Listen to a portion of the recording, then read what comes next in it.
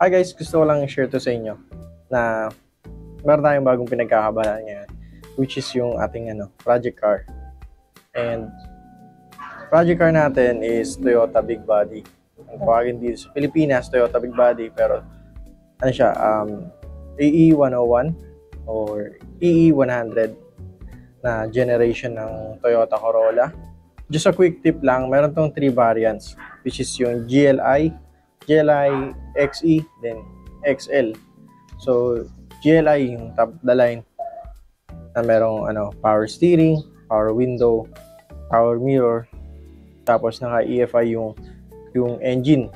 Then, yung XE at XL, parehas naman sila na carburetor 2E. Tapos, 12 bulbs, all manual, manual window, tapos manual din yung mirror, except sa XE naka na siya, power steering.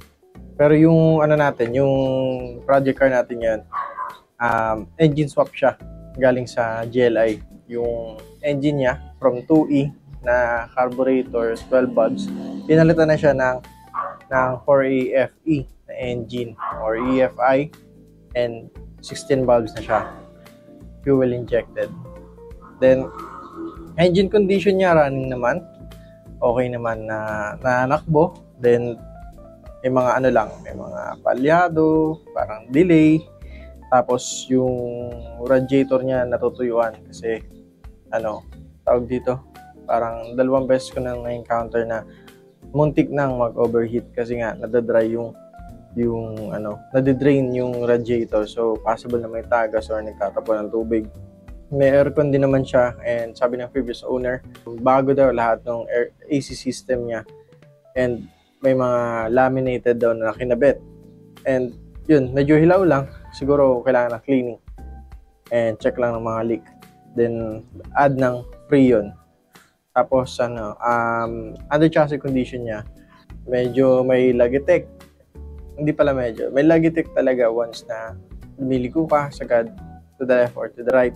Then, kapag nanakbo ka ng mabilis, parang medyo may tumutunog na kakaiba. Then, brakes, okay naman, meron pa naman, and gulong, okay pa, suspension, okay pa din. Then, interior naman, wala na siyang head unit. Then, may mga parts na hindi na intact, gaya ng itaas. Parang one time, nung dinrive namin siya, mayroon siyang lumalabas na ng mga kalawang. Then, kulang na yung speaker sa may harapan, malapit sa may bintana, malapit sa may pinto ng driver.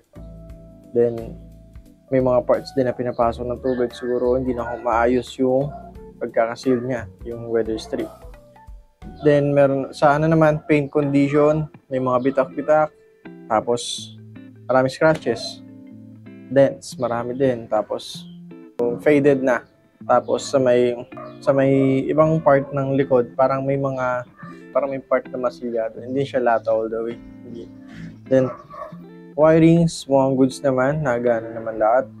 Lights, lahat nagana. Except yung signal light dun sa may driver seat na isa. Then, isang tail light sa kanan. Tapos, wiper, di nagana. Barado yung nozzle. Tapos, sahig, parang medyo may bulok. Yun lang naman yung medyo napansin natin dito sa may sasakyan. Yung windshield niya, medyo malabo na, lalo na paggabi. Tapos, may bitak-bitak na rin yung sa may likod. And yung sa may gilid, medyo malabo na rin. Yun, so far, yun pala naman yung mga napansin natin na mga damages and mga problem. Mga bagay na possible na papalitan or possible na ayusin. Project car naman, meron naman tayong guidelines sa pagbuo. Siguro based on my observation or siguro sarili ko lang na idea na dapat na i-apply sa pagbuo ng sasakyan. Yung goal naman natin is at least pwede nating i-daily and pwede natin kahit pa paano dalhin sa malayo. So sa mga steps naman, of course, tamang specialist. Kung engine lang, kung mekaniko lang, for makina lang, dun lang. Kasi meron mga magaling sa makina, pero pagdating sa under chassis, hindi na sila goods, or pagdating sa mga paint, hindi sila okay. So dapat hanap tayo ng tamang tao na gagawa ng makina, tamang tao na gagawa ng paint job, tamang tao na gagawa ng under chassis, tamang tao na magwa-wiring, mga ganun. So siguro yung nila talaga, yung forte talaga nila. And of course, dapat yung honest, na hindi sasabihin hindi nagsasabi ng totoong issue ng sasakyan. Then minsan paulit-ulit yung problema. So nangyayari back job. Wala tayong mararating, malulugi tayo. Lugi yung sayang yung pera na nilalabas natin yung paulit-ulit ng problema. Then of course, meron tayong DIY. So siningit ko lang siya kasi DIY, feeling ko okay siya, since nagbabudget din naman tayo ng pagbuo. Yung mga bagay na alam naman natin na kaya natin gawin, bakit kailangan pa natin pagawa sa iba? Marami namang mga tutorial sa Facebook, sa YouTube, and may mga nagbibigay din ng tips. May mga sinalihan naman ako na group sa FB na once na mag-post ka, they will share their opinions kung paano gagawin yan, kung paano ma-solve yan. Meron dong isang nagturo kung paano mawala yung handbrake indication sa may dash. So add ka lang pala ng brake fluid, then ma-fix na siya. Of course, yung mga ganung bagay, hindi mo na kailangan na dalhin sa kung saan mekaniko yan. Then yung mga ibang bagay na feeling mo madali lang, panoorin mo na sa YouTube, pag-aralan mo.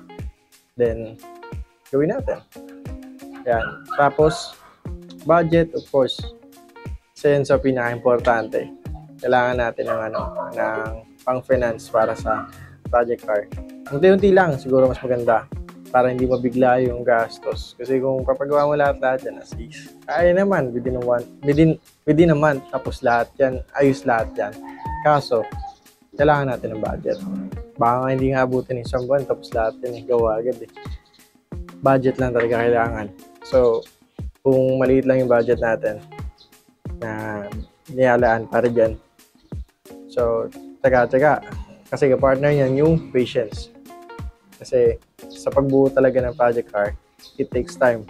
Mahabang panahon, and lalo na sa paghahanap pa lang ng tamang mekaniko, dapat alam na natin kung malulugi tayo o hindi. Siyempre, hanapin natin yung mga expert talaga. Then, sa paggawa naman, siyempre darating yung time na may discouragement na. Ay, parang ang gara naman ng sakyan mo. Parang nadi-discourage ka kasi may mga negative kang maririnig sa mga taong hindi nakakaintindi ng pagbubuo ng sasakyan. Junk or trash, sabihin natin ganun yung sasakyan. Kasi nga, ganyan yung condition niya Ang daming pagawain, ang daming mga bagay na pag gagastusan, and medyo makati talaga siya sa bulsa. Pero yun nga, dapat may parati kang optimistic or hopeful ka na babalik siya sa maayos na kondisyon, and kung ano yung ini-aim mo or yung goal mo talaga para sa ganyan, magagawa mo. Yun, basta parating mong isipin yung value ng sasakyan na yan para sa'yo, hindi para sa iba. Kung ang value niya para sa'yo, sobrang mabigat. Sa akin, parang iba yung dating ng mga 90s car. Especially yung big body. Yan kasi yung parang naging mukha ng mga taxi before. Yun yung mga naalala ko. And every time na pumapasok ka ng taxi, parati mo may imagine yung interior design ng isang Corolla. So, yun nga pala, add ko lang. Kasi, di ako masyadong sure sa may mga binanggit ko tungkol sa sasakyan. Tungkol lang sa mga information na nag-gather ko through research, through asking sa mechanic. Wala naman talaga ako totaling alam. disclaimer lang, no? Hindi naman talaga ako totally a car guy na masyadong maraming alam, masyadong maraming karanasan tungkol sa sasakyan. Siguro alam ko lang magpalit ng gulong, maglagay ng coolant sa radiator, ganun lang, magangat ng hood. Hindi naman talaga ako totally maraming alam pagdating sa sasakyan.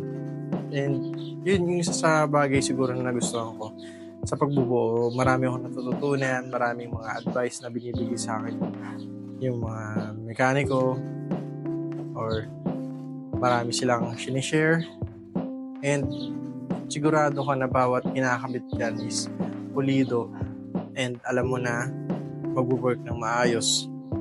Pangalawa, yung alam mo kung paano ito troubleshoot kasi nakita mo kung paano ginagawa eh. Ganda na ka din binabantay mo maigi kung paano siya ginagawa. Tapos yun lang